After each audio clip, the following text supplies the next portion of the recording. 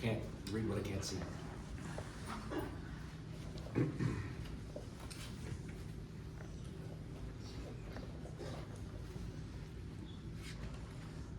Good afternoon, everyone. Hopefully you can hear me at the back. My name is Carl, and this is my friend Andrew. And we have been asked today to speak on behalf of Maria's siblings, Rosa Maria and Christopher, through their eyes and their words. Before we begin, we would like to thank all of you for coming and who have graced us with your presence at the visitation and the funeral. It is heartwarming to know the impact Maria has had on so many people, and it is something we always knew, but something proven more over the last few days. We're all here today because at some point in Maria's life, we were all special to her, just as she was very special to us. Maria was usually the one who wrote and delivered a speech or a eulogy on behalf of the family. So it's been a challenge to find the right words for her and to have this ready for today. However, we know she'd be happy that we are all gathered here celebrating her life. To know Maria was to love her. She had a big heart and was always generous with her time. She was hardworking, passionate, upbeat, positive, helpful, caring, and these are only a few of the characteristics that almost always rubbed off on others. She loved to laugh and have fun, and she could have a good time anywhere as long as she was surrounded by friends and family. She had a smile that would light up a room and made an impact on everyone she met. On April 22nd, 1975, Nicola and Rosina became parents to Maria Antonietta. At an early age, her parents instilled Catholic values, as well as teaching her about her Italian roots and the small town of, and apologies for pronunciation, at Molise in Guardareggia. In 1979, Maria became a big sister, and from that moment, a special sister bond was created between her and her younger sister. In 1988, she became a sister a second time. And although Maria and Rosie really wanted a baby sister, they got Chris. Maria always knew she wanted to become a teacher.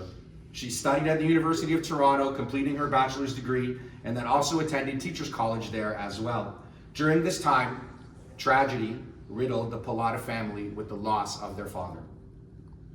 After Teachers College, Maria became a teacher at Notre Dame Catholic Secondary School in Brampton, the same high school that she attended as a student.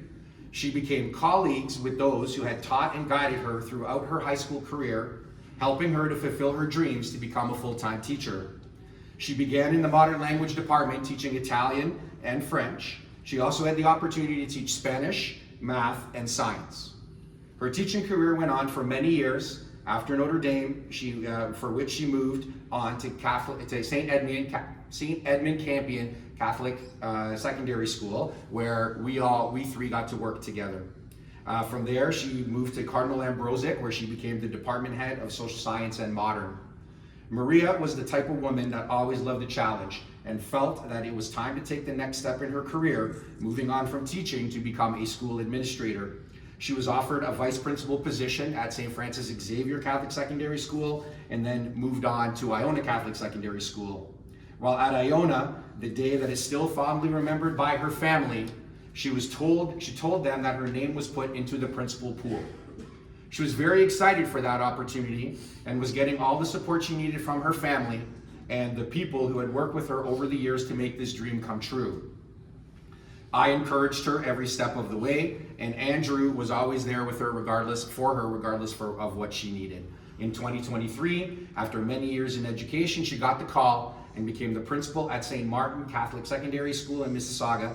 She loved being at that school and will forever be a Mustang. No matter what school Maria taught at throughout her career, she always wanted to go the extra mile for her colleagues and students by going above and beyond her daily duties. Her door was always open, and stories were often heard from former students going back to visit her for whatever school she was at for a chat. The family reports that they literally could never go anywhere, whether it was the CNE, a store, a restaurant, or even on vacation, where Maria wouldn't run into somebody that she knew. And with each meeting, and she would spend time with them, trying to chat with them and to catch up, and the family always knew that they were going to be there for a long time waiting for her to finish that conversation. Maria always tried to make an impact in whatever school it was that she was in. She got involved in running the yearbook, student council, organizing and chaperoning semi-formals and proms. She led and organized graduations, emceed those graduations, directed plays, planned multicultural nights, Christmas bazaars, helped with various sports teams at her school, and even cooked pancakes on Shrove Tuesday for her staff. She also helped plan and organize and chaperone numerous trips, bringing 30+ students to various locations around the world, from missionary trips to the Dominican Republic to cultural trips across Europe. This past March, she brought students to France, Monaco, and Italy. Of all the trips she'd been on throughout the years, this one was extra special. She got to spend time with her cousins who traveled from across Italy to meet her in Rome. She was so happy that they took the time from their busy schedules to go and see her. Thank you to those teachers who were with Maria on that last trip, as they allowed her the time to visit her cousins, for which we didn't know would be the last time that they would have with her. Outside of the school, Maria was also on committees for Club Guardia Regia and FAMCO, social clubs that her father had been a part of. Her father taught his children the importance of knowing where their family came from and the traditions of their parents' hometown that Maria upheld.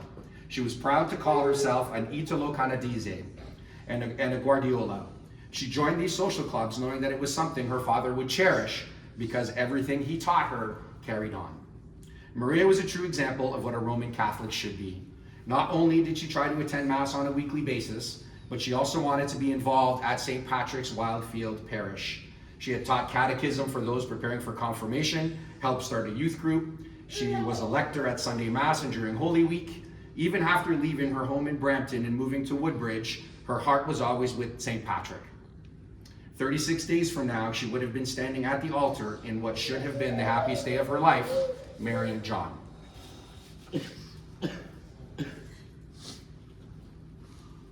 This is directed to the family.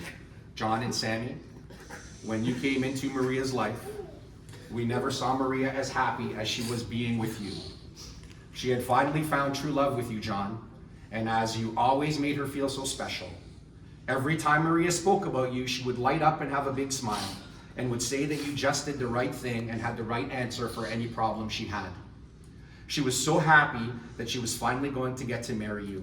Your family welcomed her with open arms, and she said it immediately felt like home. Sammy, right away Maria treated you like a daughter. Maria never thought she would become a mother, and you gave her the greatest gift ever. She loved you so very much, and the bond you shared is incredibly special. She couldn't wait to see you grow to become the beautiful woman she knew you would be. Thank you for loving her like a mom from day one. John and Sammy, thank you for welcoming us into your lives and instantly caring for us like your own family. From Rosie, the sisterly bond between me and Maria was so strong. After Chris was born, we were forced to share a bedroom and spent many nights talking or laughing into the night to the point where Mom would come into our room and tell us to hurry up and get to sleep. I always looked up to Maria as a role model and even contemplated becoming a teacher when I was in university. That career idea quickly faded when I realized how much work she did after school and decided summers weren't worth the time.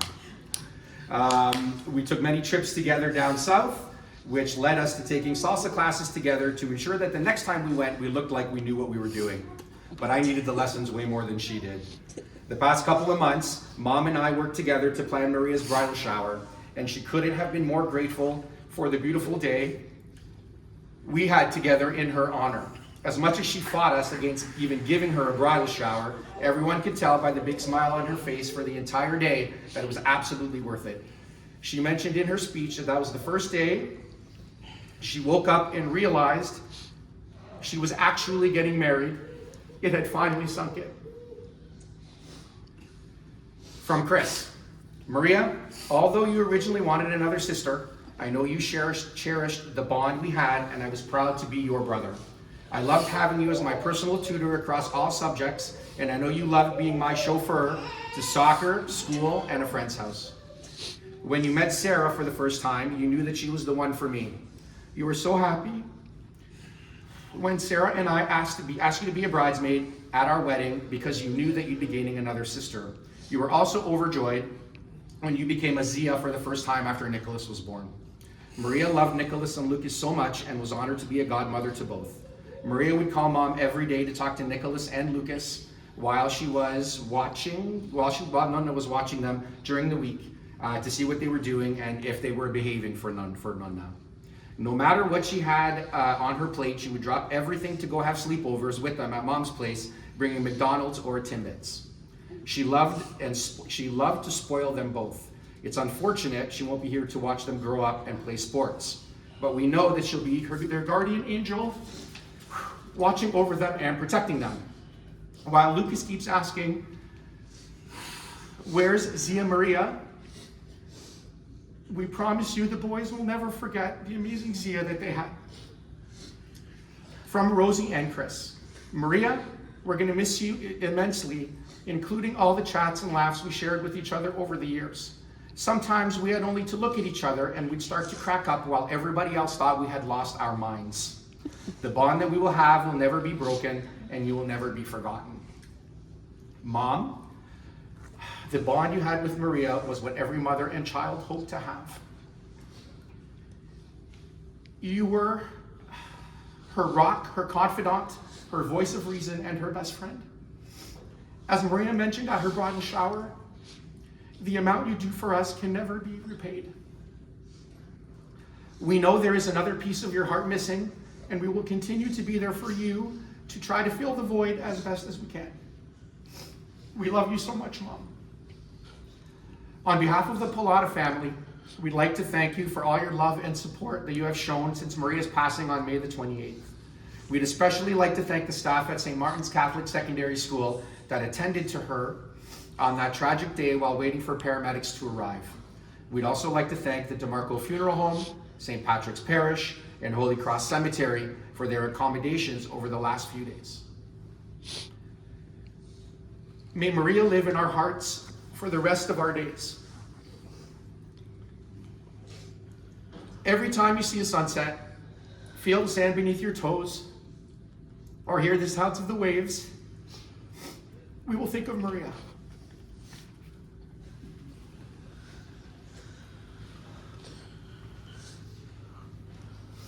Ladies and gentlemen, we are gathered in our final moments together to lay to rest our beautiful and dearly beloved Sister Maria here in her final place.